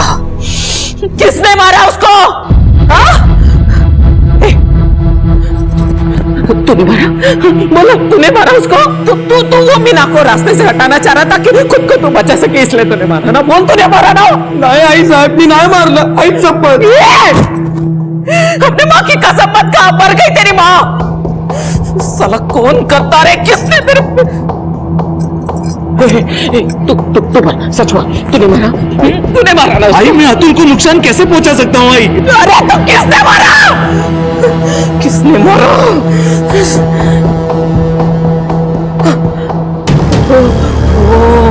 वो ऑफिसर है ना, पक्का उसी ने मारा मेरे बेटे को। उमेश जल्दी आ, फोटो दिखा मेरे को, जल्दी आ, फोटो दिखा, वो फोटो दिखा। मेरे को मालूम है ये कौन है। ये देख, देखिए, मेरे को मालूम था साला यही ऑफिसर होगा। जा उस रिपोर्टर को बुला। हाँ सर। अब इसको मैं ठिकाने लगाएगी। मीना के घर के बाहर सब इंस्पेक्टर शिर्के की मौजूदगी की खबरें दूसरे अखबारों की सुर्खियां बन रही थी। उनके पीछे रखी हुई गन की फोटो को हाईलाइट करके सभी जगह दिखाया जा रहा था, जिससे हंगामा खड़ा हो गया। इसका नतीजा यह हुआ कि मुंबई से आए हुए ऑफिसर्स की टीम को डिपार्टमेंट से कॉल आया। किस्मत से सब इंस्पेक्टर शिर्के के पास प्रूफ मौजूद थे कि वो अतुल की मौत के समय लोकल पुलिस स्टेशन में था। मुंबई से आए हुए ऑफिसर्स ने तुरंत इस केस को लोकल पुलिस से अपने हाथ में ले लिया और जांच शुरू कर दी। उन्होंने सीसीटीवी फुटेज चेक की, साथ में पूरे परिवार के मोबाइल डाटा और लोकेशन डिटेल्स को भी खंगाल डाला। मीना ने पुलिस को सपोर्ट करने से मना कर दिया था, क्योंकि वो अतुल की मौत का जिम्मेदार अपने आप को मान रही थी। और जब सबको ऐसा लगने लगा कि अब पुलिस के हाथ में कुछ भी नहीं बचा है, तभी पुलिस को एक लीड मिली। सर, अतुल के मर्डर के 15 मिनट पहले सूरज के फोन की लोकेशन और 10 मिनट पहले प्रकाश के फोन की लोकेशन मीरा के घर की थी। उसके बाद ये दोनों अपने घर आ गए थे। फोन रिकॉर्ड से पता चला सर। देशमुख को बुलाओ। ठीक है सर। मुझे प्रकाश और सूरज की पूरी कुंडली चाहिए। सर, मैंने आपको पहले ही बोला था कि ये प्रकाश गुस्सेल दिमाग का आदमी है। हर वक्त गुस्से में रहता है, छोटी छोटी बात के लिए किसी का भी मर्डर कर सकता है। सर, ये प्रकाश गणेश को पसंद नहीं करता था, क्योंकि ये गणेश आई साहब का फेवरेट था। और ये भी पता चला है कि आई साहब के बाद वही गद्दी चलाएगा, लेकिन प्रकाश गणेश के अंडर काम करना नहीं चाहता था। सर, रही बात अतुल की, तो किसी की गिनती में भी नहीं आता था। हाँ, लेकिन सूरज वो जल्द से जल्द गद्दी पाना चाहता था। बाकी सबको पता है कि वो एक नंबर का आईएएस और लड़कीबाज आदमी है। तो प्रकाश ने अतुल को नहीं मारा? इससे क्या होगा उससे? इससे अच्छा वो आई साहब को मारता। और सूरज? सर, सूरज आई साहब के भाई का बेटा है। भाई की मौत के बाद सूरज को आई साहब ने छत्र छाया में लिया था। इस सूरज के भी सपने बहुत बड़े हैं, लेकिन सर ये सूरज आई साहब और प्रकाश से बहुत डरता है। प्रकाश और सूरज दोनों ही मीना के घर के आसपास थे, लेकिन मर्डर के टाइम नहीं। परिवार का कुछ ना कुछ कनेक्शन तो है। ये जो आदमी है, ये परब परिवार का राइवल पांडुरंग साटम। सर, एक जमाने में दोनों टक्कर के थे, लेकिन आई साहब 2 कदम आगे। आई साहब ने लोगों को इस साटम से बचाना शुरू कर दिया, और 2 साल पहले उस साटम को आई साहब ने तड़ीपार करवा दिया। मुझे साटम चाहिए, चाहे जहां भी हो, और कत्ल वाले दिन के उसके वेयरअबाउट्स निकलो सब। सर, मैं रमेश पावड़े, नेहा का चाचा। सर, ये लोकल मैटर है, इसे मुझे हैंडल करने दें। परब परिवार से जुड़ा हुआ कोई भी मामला लोकल नहीं है। हाँ, तो आप क्या कह रहे थे? प्रकाश परब ने नेहा को किडनैप किया, लेकिन वो ऐसा क्यों करेगा? सर, ऐसा है कि मेरे भाई और मेरे भाभी की 10 एकड़ जमीन थी हाईवे के पास, और जैसे ही डेवलपमेंट की अनाउंसमेंट हुई तो आई साहब वो जमीन 1 लाख रुपए को खरीद करना चाहती थी। तो भाई ने ना कर दिया, तो आई साहब हमें बार बार धमकाने लगी। सर, हम यहाँ कंप्लेंट लिखवाने भी आए थे देशमुख साहब के पास। आई साहब ने हमारे भाई और भाभी को मार डाला। वो तो किस्मत अच्छी कि नेहा हमारे घर थी, इसलिए बच गई वो। प्रकाश ने जब से उसे देखा था ना, उससे वो शादी करना चाहता था। सर, आप ही बताइए, जिस लड़की के माँ बाप को जिसने मारा है, उससे वो शादी कैसे करेगी? इसलिए प्रकाश ने नेहा को किडनैप कर लिया। साहब, 1 महीना पहले घर में जबरदस्ती घुसकर नेहा को उठा के ले गए। आप अब आ रहे हैं 1 महीने बाद? सर, पहले हम लोग बहुत डरते थे, लेकिन जब से आपने आई साहब के लोग और आई साहब के गुंडों को मारा है ना, तब से हमारी हिम्मत बढ़ गई।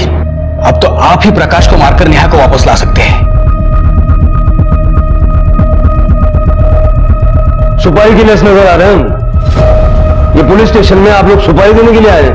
नहीं सर, माफ कर दो सर। साहब, अगर कोई नेहा को बचा सकता है तो आप ही हैं। तृप्ति, इनकी सारी डिटेल्स ले लो। Yes sir. नेहा पावड़े? सोचने दो मेरे को। नेहा पावड़े नहीं, ऐसा कोई नाम भी नहीं सुना मैंने, और मेरे घर में होने का तो सवाल ही नहीं उठता।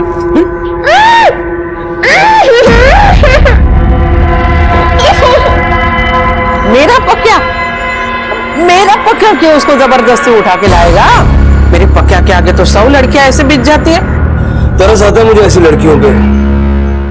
नेहा के चाचा ने FIR किया, आपके घर की तलाशी लेनी होगी, पूरा घर चेक कर लो अच्छे से। एक मिनट, वारंट है? नहीं ना? क्या है ना इंस्पेक्टर साहब, थोड़ा बहुत कानून मैं भी जानती हूँ। माइती ठेवा भी लगते हो, और अच्छा नहीं लगे ना मेरे पंटर लोग जो है ना मुंबई के हीरो को ऐसे कॉलर से पकड़ के ऐसे फेंक देंगे तो बेइज्जती होगी तुम लोगों की। अच्छा तो नहीं लगे।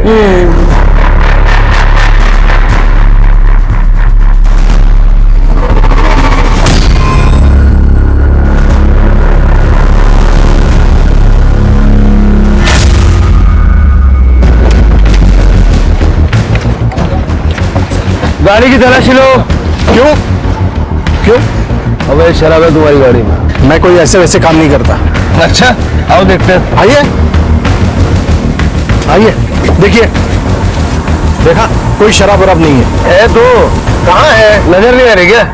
बिल्कुल नहीं। अरे हटो, ये क्या कर रहे हो? अरे ये क्या दिख रही है शराब? ये सही नहीं कर रहे इंस्पेक्टर। फोटो खींच। अरे ये क्या कर रहे हो? अरे खींच गाड़ी का नंबर, मुद्दा माल, इसको अरेस्ट करो और इसके घर का सर्च वारंट निकालो। ये सही नहीं है इंस्पेक्टर।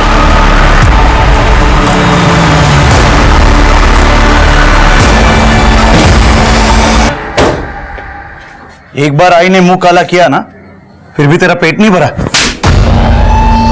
ए पक्या, रुक जा। अगर इन लोगों ने दोबारा यहाँ आने की हिम्मत की है, इसका मतलब ये पक्का वारंट लेकर आए।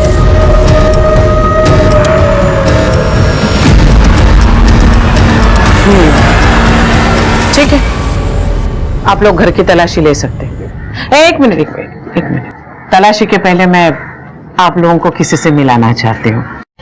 सुन भाई, बेटा बाहर है।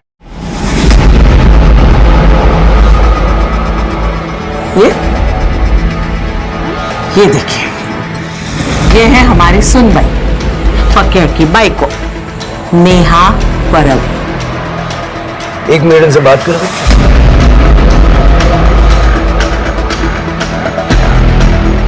क्या नाटक है ना? सब कोई नाटक नहीं है, प्रकाश मेरा पति है। देखो नेहा, हमारे चाचा चाची ने कंप्लेंट फाइल की है, इन लोगों से डरने की जरूरत नहीं। साहब, मैं नहीं जानती कि चाचा जी ने आपसे क्या कहा, क्यों कहा। मैं बस ये जानती हूँ कि मैं अपनी मर्जी से प्रकाश से लगन की। देखो नेहा साहब, बच्ची इतना बोल रही है तो मान लीजिए ना, विश्वास कर लीजिए। ओके, फोटो दिखाओ।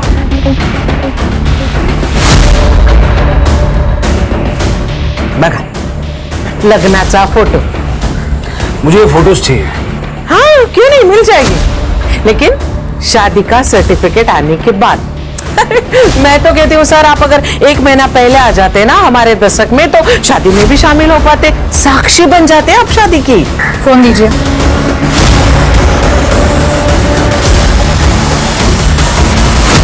सर, फोटोज मिल गई है। धन्यवाद। चलो समाधान। सुन भाई, चला चल।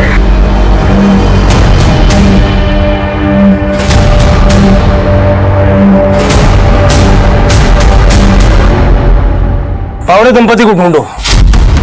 अगर नेहा का ये हाल है तो हो सकता है कि प्रकाश आई साहब ने उनको किडनैप किया। Yes sir. मुझे ये नहीं समझ आ रहा है कि नेहा ने ऐसा क्यों कहा कि वो अपनी मर्जी से शादी करके वहां रहती है। और उस फोटो वाले पंडित को भी ढूंढो।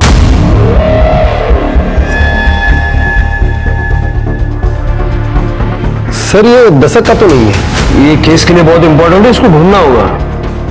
ये फोटोग्राफ मुझे भी सेंड करो। सर, मैं भी ढूंढता हूं। सर, परब परिवार के फोन लोकेशंस चेक करने के दौरान एक इंपॉर्टेंट इंफॉर्मेशन हाथ लगी है। गणेश के एनकाउंटर वाले दिन सूरज उसके साथ था, लेकिन उसके बाद वो गायब हो गया। हेलो हेलो, हाँ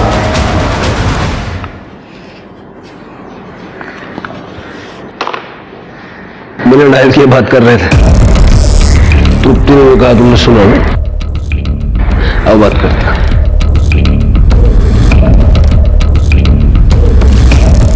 अंदर जो कुछ सुना है जाके आई साहब को बता दो। अरे सर, मैं कैसे आई साहब को बताऊं? तुम्हें क्या लगता है मुझे नहीं पता कि आई साहब को खबरें तुम पहुंचाते हो? ये बता देना कि गणेश के एनकाउंटर वाले दिन सूरज उसके साथ था, और ये भी बता देना कि अतुल के मर्डर वाले दिन प्रकाश और सूरज दोनों मीना के घर के पास थे। सर, इस बात से तो हड़कंप मच जाएगी। गढ़चिरौली जाने से तो अच्छा है ना कि थोड़ा सा हड़कंप मचाए। गद्दार निकला रे तू।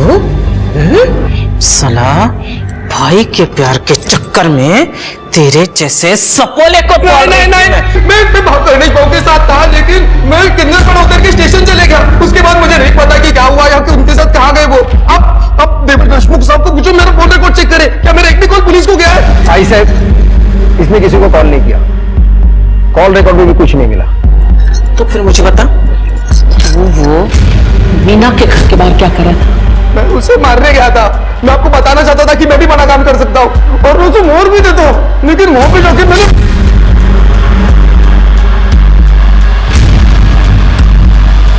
मैंने अतुल बाबू को देखा। भाई शपथ में वहां से निकल गया उसके बाद। आई, ये सच कह रहा है। मैं उस दिन वहां पर गया था ये चेक करने कि इसने अपना काम ठीक से किया है कि नहीं तो मैं ही उस मीना को मार देता। लेकिन जब मैं वहां पर गया तो अतुल को वहां पर देख के मैं भी चौंक गया। आई, फिर मुझे लगा कि कोई दूसरा प्लान बनाना पड़ेगा। हाँ सर, इनकी लोकेशन रिकॉर्ड से कंफर्म होता है कि ये दोनों सही कह रहे हैं। किसने मारा? किसने मारा मेरे अतुल को?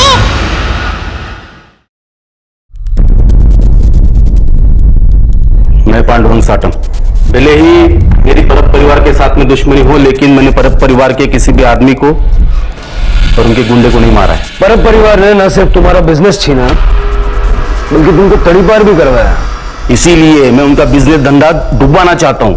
इसीलिए मैंने अरुण जादव को पैसा देकर उनके खिलाफ आर्टिकल लिखवाने को लगवाया और बाद में अरुण को मरवा दिया ताकि आई साहब को फंसा सको। मुझे मरवाना होता तो मैं डायरेक्ट आई साहब को मरवाता था ना। अच्छा था मेरे लिए, उनकी बादशाहत भी खत्म हो जाती और उनका धंधा भी मेरे हाथ में आ जाता। जब तक इन्वेस्टिगेशन खत्म नहीं हो जाती, साटम को कस्टडी में रखो। सर, अरे मैंने क्या किया साहब? चलो पण माझं काही सर।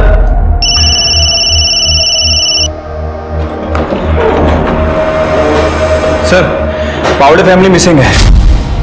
जैसा मैंने सोचा था, हमारी पहली और दूसरी विजिट के बीच में ये शादी हुई है, 2 दिन में। सर, पंडित का पता चल गया है, वो कल गांव आने वाला है। तो कल चला जाए फिर पंडित जी का आशीर्वाद लेने। हो साहिब, मैंने ही 1 महीने पहले इन दोनों का लगन करवाया था। पक्का? हाँ साहिब, परब परिवार को कौन नहीं जानता है, इसलिए मुझे अच्छे से याद है। बात तो आपकी सही है, और आप ठहरे भगवान के आदमी झूठ थोड़ी बोलेंगे। चलिए घर छोड़ देता हूं आपको। पंकज, गेट।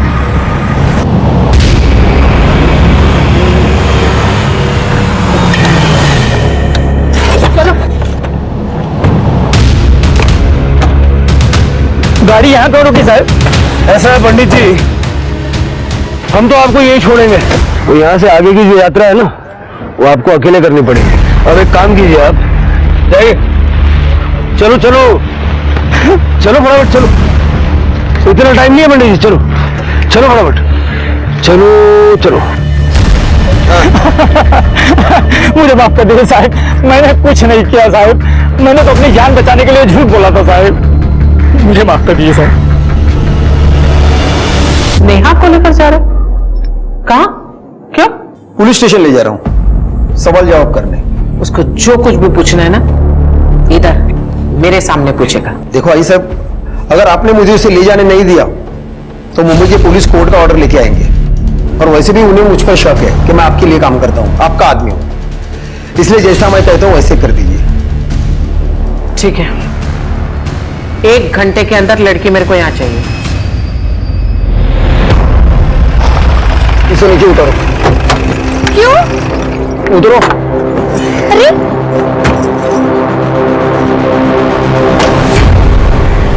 चलो उस गाड़ी में बैठो। लेकिन क्या हुआ है? जैसा कहा जा रहा है वैसा करो तुरंत। चलो चलो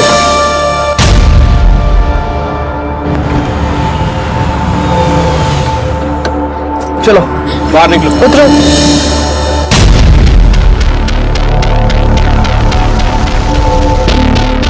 तुम जा सकती हो। नहीं, आप लोग मुझे मार दोगे ना? साहब आई एम सॉरी, मुझसे गलती हो गई। वो लोग ने मेरे को मजबूर किया था झूठ बोलने के। हम जानते हैं तुमने कुछ गलत नहीं किया, इसलिए तुम अपने चाचा चाची के पास जाने के लिए आसान। आपने ढूंढ लिया उन लोगों को? वो सुरक्षित है और तुम लोगों को आई साहब से डरने की जरूरत नहीं है। आई साहब की बादशाहत अब चंद दिनों के मेहमान है। Thank you sir. जाओ।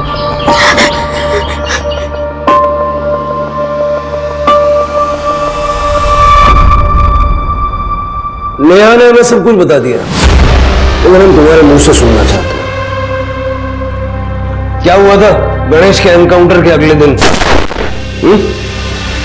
प्रकाश को हमारे बारे में तुमने बताया और गणेश के बारे में हमें भी तुम ही ने बताया। कैसे कर लेते हो ये बैलेंसिंग एक्ट? हाँ सर, उस दिन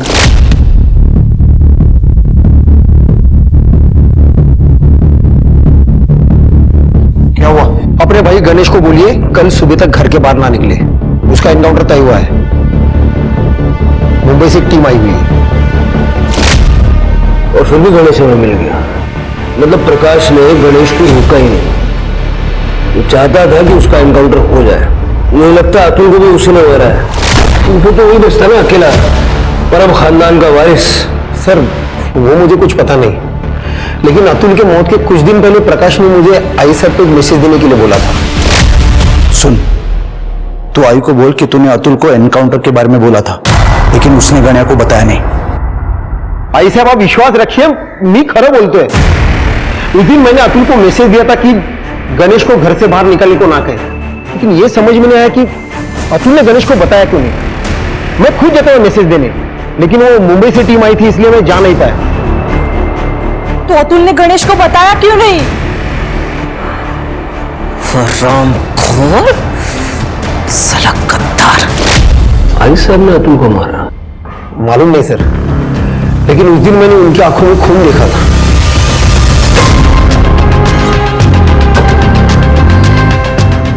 उसके मोबाइल का लोकेशन तो ये बता रहा है कि वो पूरा टाइम घर पे थी।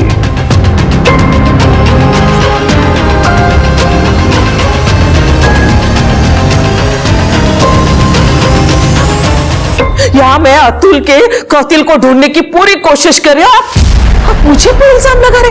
हमने विठल से पूछताछ की लॉकअप में। अतुल के कत्ल के समय मीना के घर में वो था। मैंने लगा कि उसने ही अतुल को मारा है, लेकिन बाद में उसने हमें बताया कि उस वक्त आप भी वहां मौजूद थी। वो तो सिर्फ आपके साथ था। झूठ बोल रहा है वो। हमारे पास प्रूफ है। ये सरोता, इस पे आपके फिंगरप्रिंट्स हैं जो ये प्रूव करते हैं कि अतुल को आपने मारा। आपके हाथ में ये सरोता जब मैंने देखा ना, तभी मैं समझ गया। उस दिन जब देशमुख ने मुझे बताया कि अतुल ने गन्या को उसका निरोप दिया ही नहीं, जिसके कारण मेरे गन्या का खून हुआ, तभी मेरा माथा ठनका। तभी मैंने सोचा कि अतुल को उसके किए की सजा मैं देकर ही रहूंगी। मेरा फोन घर पे था, इसलिए मैं वैसे ही चली गई विठल के साथ। शायद ये अड़किता उसी वक्त मेरे हाथ से गिर गया होगा, लेकिन मुझे लगा कि शायद ये बात पुलिस के नजर में नहीं आया, इसलिए मैंने राहत की सांस ली और ये नया हरकत लेकर आ गई। बात तो आपकी सही है। जब हमने अरुण का घर सर्च किया तो हमें कुछ नहीं मिला, बाद में हमें फोटो में ये सर होता दिखा, तो हमने उसे ढूंढ लिया। एक और बात, गणेश के एनकाउंटर के बारे में देशमुख ने अतुल को नहीं, प्रकाश को आगाह किया था।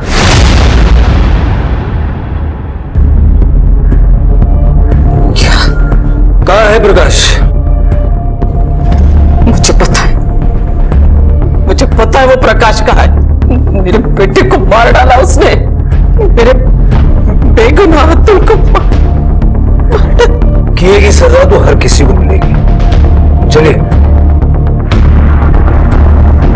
लेके जाओ इसको साहब, लेके जाओ इसको, लेके जाओ इसको, बाहर मत निकलने देना, फांसी दो इसको, फांसी। जैसी करनी वैसी भरनी।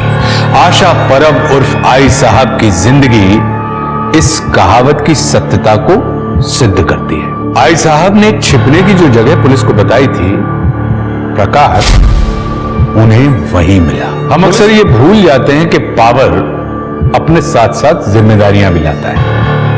पावर का सही इस्तेमाल करना बहुत जरूरी है, इसलिए अपने फैसले सोच समझ कर लीजिए, क्योंकि आपके फैसलों में दुनिया बदलने की ताकत है और यही आपका असली पावर है।